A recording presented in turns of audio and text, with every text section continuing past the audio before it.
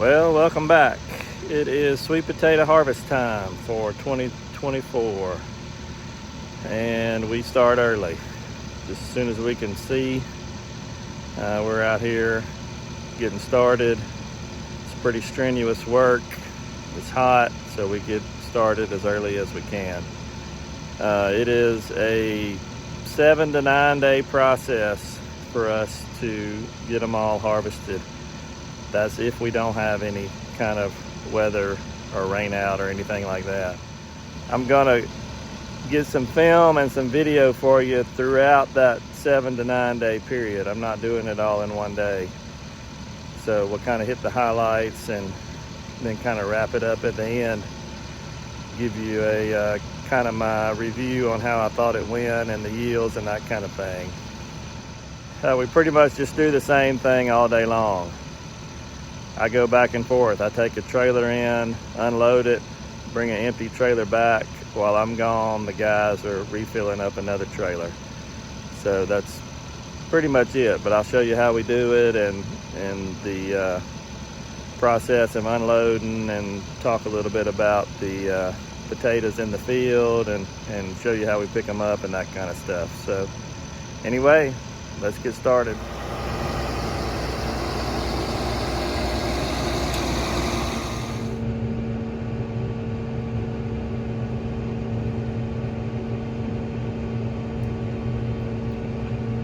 I'm not normally the tractor driver because I've got to take the trailers back and forth and unload them, but sometimes on that first load of the morning I'll let the driver get out and help them, give an extra person, fill it up just a little bit faster. It takes 9 of us, or we do it with 9 of us. Me running back and forth, a tractor driver, 1 on the trailer, and 6 on the ground.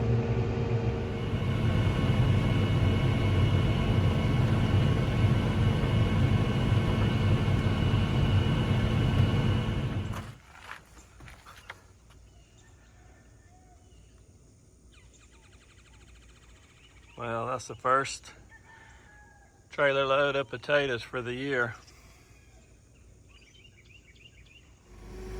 These wood bins here are 1,000 pound potato bins. So every time you see one of these wood bins filled up, that's 1,000 pounds of sweet potatoes, or 20 bushels. You're gonna see us also put some potatoes in these cardboard watermelon bins. And I've got 10 smaller wood bins that I fill those up too. I've got a little tight corner. I stack them the same way inside, and I've got a place I can fit them in. But the majority of them are these big wood bins you see behind me. And then we do a certain number every year of the cardboard bins.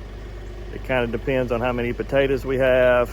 I used to have more demand for bulk potatoes. That's what the cardboard bins are. We load the bins on these guys' trucks or trailers, and they take the whole thing with them. You know, I'm not gonna let them run off with my wood bins. So that's what that is. The guys that are reselling, that don't want to get them boxed up, they want to get them with the dirt on them in bulk bins. So when you see us putting the potatoes in the cardboard bins, that's what those are for. The potatoes are no different. We don't do any kind of different grade. It's just the same potatoes. We just put a certain amount every year, and I kind of play it by ear as we go. I've already got some guys that want to come as soon as we get started, so we're going to go ahead and fill some up here in the first day, and then we just kind of play it by ear after that.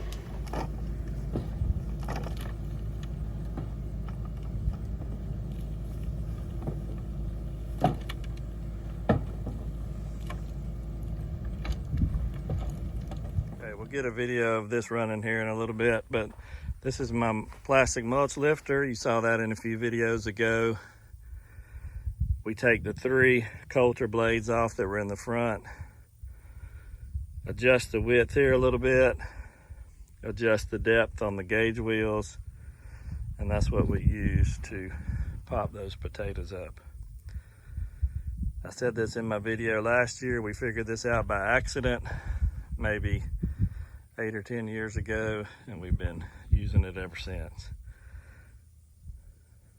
All right, the size difference is they're a little smaller, the cardboard bins, but we do heap them up a little more than we do the wood ones because we got to stack them. I've measured them over the years and tried to get an exact figure. I think these are about 80% of what those are, so that's what I call them. I call them 16 bushel bins, 800 pounds, especially when you factor in the heaping versus 1,000 bin and 20 bushel bins. 1,000 pounds and 20 bushel bins, excuse me. All right, you'll notice when we go back to the field and I get some video, we just line these bins up in the middle of the trailer and leave a space on each side of the trailer. That's where those guys will lay their crates on when they're sitting them up on the trailer, and then the guy on the trailer then picks them up and dumps them. So we don't put any more bins side by side or anything. We just put 5 because that's what we have room for, to put them right down the middle.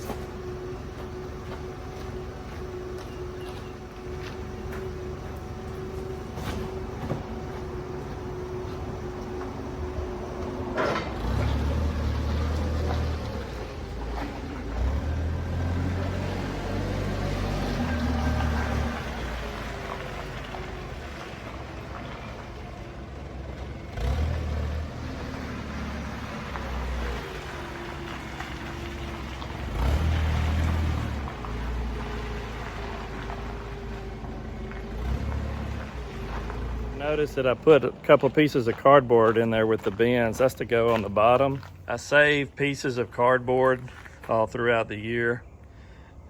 These cardboard bins, when they put together, the bottom of them flip up like this, but it leaves a square hole in the bottom of these cardboard bins. And so you have to put a piece of cardboard down to keep the potatoes from falling through, you know, because the pallet is not solid. So that's why we do that. I think the reason that we don't have as much demand for the bulk potatoes is a lot of these guys that resell have gotten older, obviously, over the years. And it's easier for them to handle them sometimes when they're already boxed and graded. So they have kind of switched over to getting them boxed. So probably half of the guys that resell, that buy from me, will buy them boxed and graded. The other half will buy in the bulk bins. And it used to be more in the bulk bins because it's cheaper that way, but it's more work. You got to handle the bin. You kind of got to grade them yourself if that's what you're trying to do. Got the dirt on them and that kind of thing. All right, we'll throw 2 bins, cardboard bins, in one of these with a couple of pieces of cardboard, and then throw 2 pallets on there, so it gives us 5.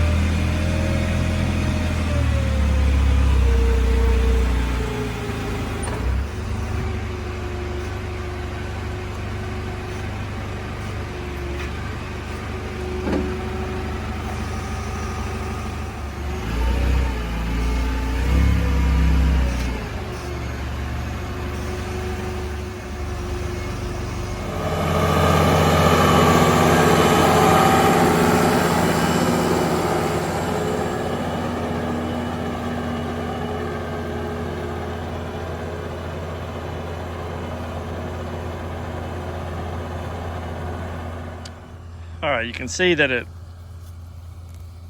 pulls them up, but they're still attached to the stem. Some of them you can see laying right on top of the ground. Some of you can't because that dirt's moist. The drier it is, the more you can see them.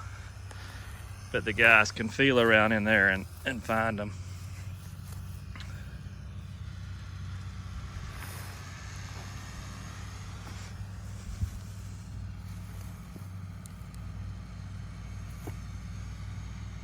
So it does a good enough job to where we can get them all. Okay, here's the row after we've already picked them up.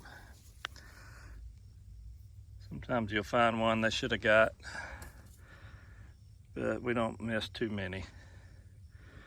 You can see a lot of long and misshaped ones that we've left. A rat or something has chewed on that one. One day I want to get a vine snapper that'll snap them loose from this main stem. That way when you're grabbing them, they're already loose. You don't have to pop them off. That slows us down a little bit, but it's not terribly slower, but it does slow us down some. You know, like this.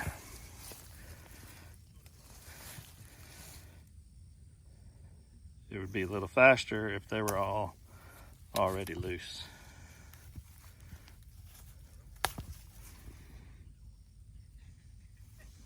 All right, something else that can be chewing on the potatoes, one that looks like this, is gonna be your soil grubs, your larvae. That's why we put out the soil insecticide before we plant. And also another shot of it at lay-by. Very important. If we didn't, we'd have a whole field that looks like this. By doing it, probably 99% of the potatoes are non-injured from larvae or anything feeding on it. That makes a huge difference. So, just a little tidbit. If you're gonna plant sweet potatoes, you better have some kind of soil insecticide, some kind of protectant out, or you're gonna be very disappointed when you come harvest. You can see how they pop those potatoes loose when they pull up a big clump of them and shake them. It knocks those bigger potatoes off on the ground and they pick them up.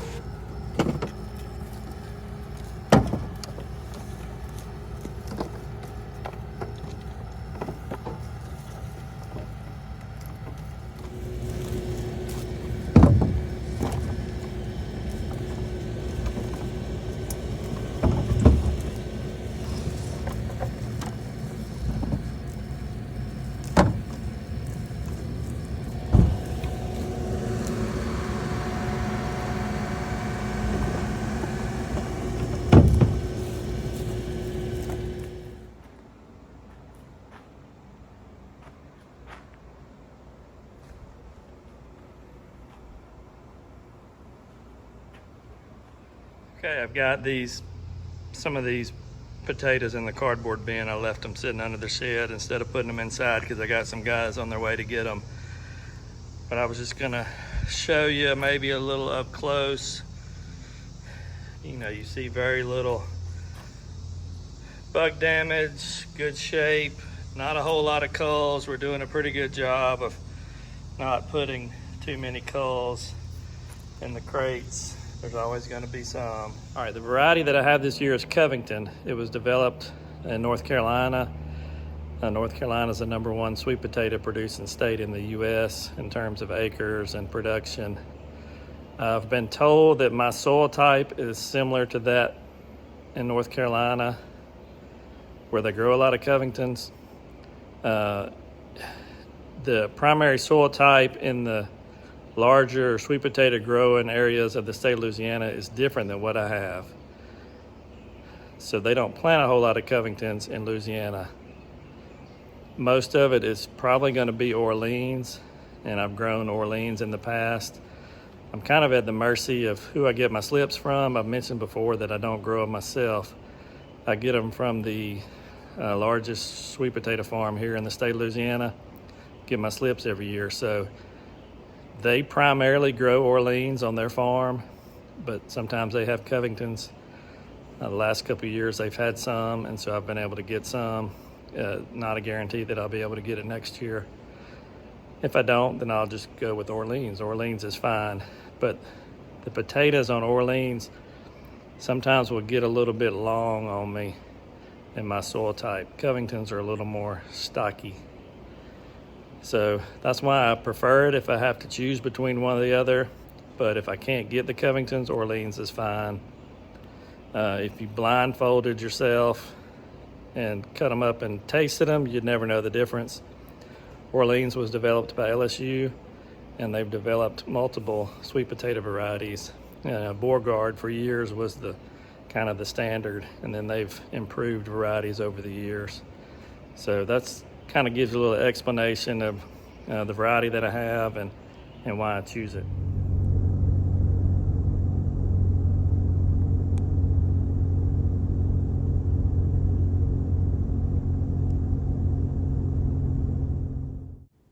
I told y'all it was hot. 97 degrees in the last week of September. That's a little extreme, so I'm ready for it to cool off.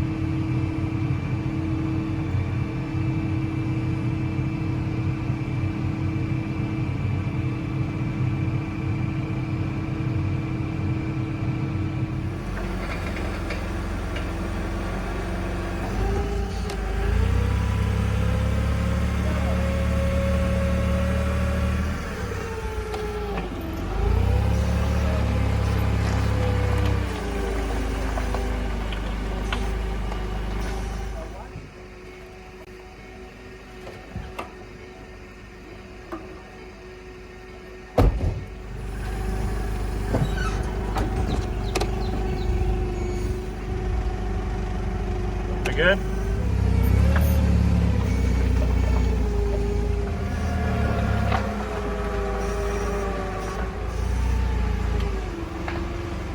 Just wash them off.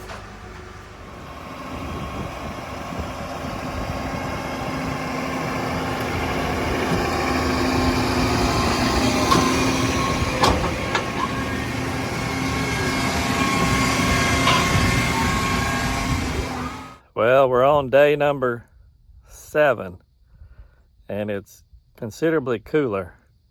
Sun's kind of been in and out today, but I'm hoping that scorching heat is out of here. It looks like it may be based on the forecast. It's tough on those guys, though, picking those potatoes up when it's hot. And I tell you what, it's been tough on my greens, too, especially the mustard.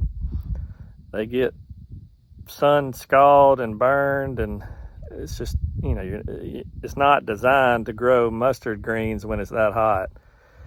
So we need it to cool off, but I believe it's going to.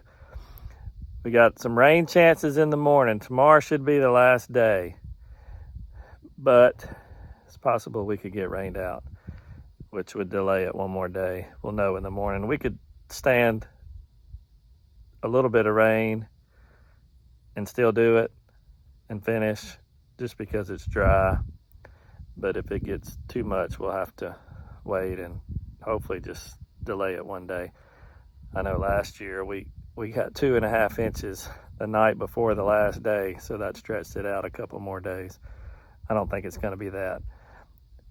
But the cooler weather is nice. It's less humidity and lower temperature, so hopefully that's here to stay.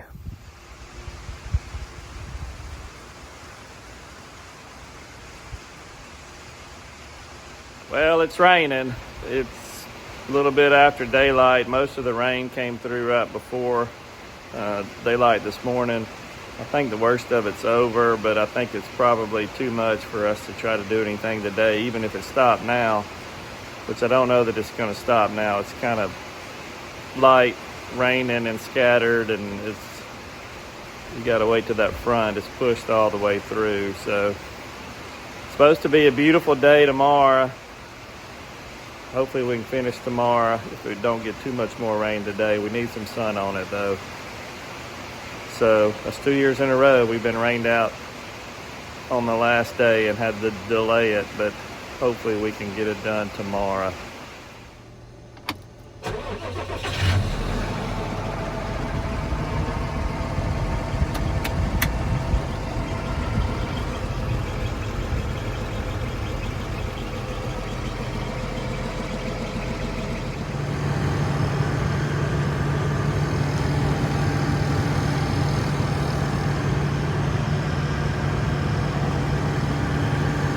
Well, last morning, we're back here the next morning. It ended up raining about 3/4 of an inch, but the sun came out unexpectedly about middle of the morning and stayed out all day. So it ended up being a beautiful day.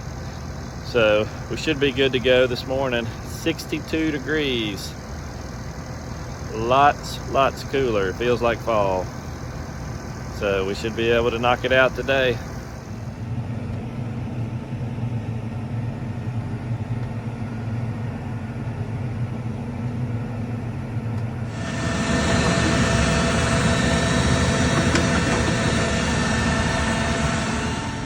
You can see that the vines have greened back up.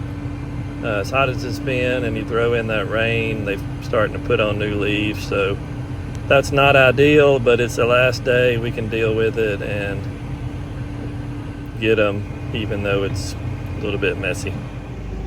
After a rain, you want to make sure that the dirt is not sticky or muddy on the potatoes when you're picking them up. So I'm gonna show you here, but I think we're fine. It's not sticking too bad at all. Probably gonna be hard to tell, but it's a little bit moist, but it's not mud or anything by any means. So that'll dry off. That's the benefit of having sandy loam dirt.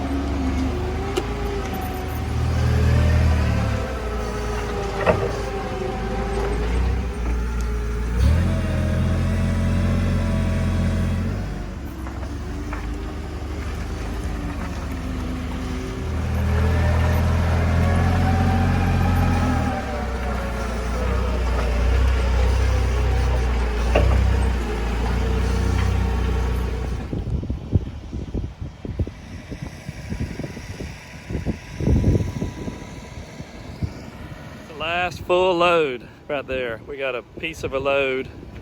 Got to finish out. We're kind of halfway down, and once we get to the other end, that's it. So we are about to wrap it up. Today, 26th of September, those guys in the southeast are getting ready for Hurricane Helene, so they're got a bad deal coming their way. I feel for those farmers down there, but I'm thankful that we got ours out and only had one rain out day, and it wasn't too bad. So it took us 8 days of actual harvesting to get it done, which is about, I think I said 7 to 9 at the beginning of the video. So that was right on the money. When I get back, get these unloaded, wait for the last trailer. You can see him in the background headed down to the other end. We'll get a kind of a tally and a figure and try to get you a little bit of yield data and kind of wrap it up.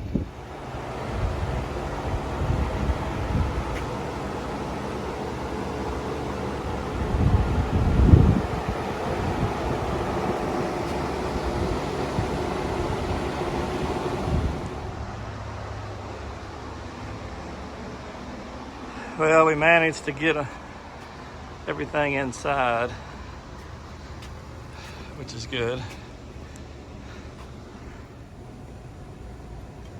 Here are these smaller wooden bins that I told you that I had 10 of them.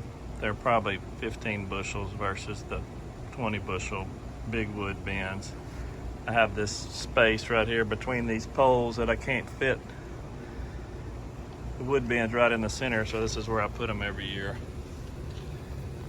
And you can see I've got my big exhaust fan in the wall running, just pulling air through the building. All right, my review of how it all went. Well, the first couple of days on the harvest, I thought we were going to have a record-breaking yield. I know exactly how many rows it takes in that field to make exactly an acre, so it's kind of easy to figure, especially right at first. Kind of in the middle couple of days, somewhere in the middle of the harvest stretch, the yields went down. Quality was still good, there just wasn't as many of them. And then the last couple of days it picked back up. So that's one of those head scratchers that I don't know that I'll ever really know exactly why. I'm going to do some soil tests probably next week. I know the spot in the field, and it's not a bad spot of the field. I mean, our other crops do fine there. So there may have been a fertility issue or something right there. So we'll check that out. If the yields had been the same from day 1 to day 8, I wouldn't have thought anything about it. But the fact that we had some fluctuation, I'm gonna have to investigate and see if I can come up with why. And you may never know. Sometimes that's just the way it is. But it looks like our yields were 515 bushels to the acre. That's number ones and jumbos. There's still culls, a bunch of culls left in the field. That's normal. And I'm sure we have a few culls in these bins here, but for the most part, they're gonna be number ones and jumbos. So I've been over 600 bushels to the acre before, and I would have been well over that if the first couple of days would have stayed the same all the way through.